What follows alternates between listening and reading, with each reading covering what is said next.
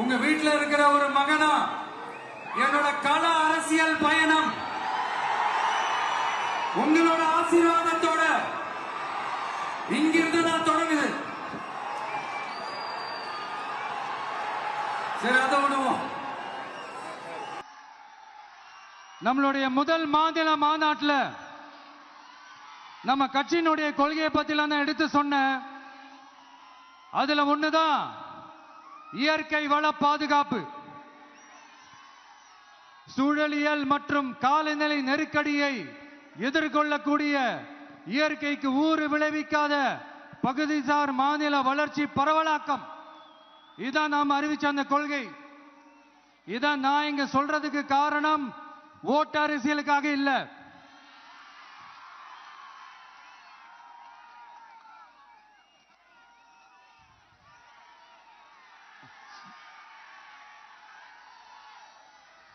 இன்னொரு தீர்மானம் அதே மாநில மாநாட்டில் நான் சொன்னேன். அது விவசாய நிலங்கள் பாதுகாப்பு கொள்கை தீர்மானம்.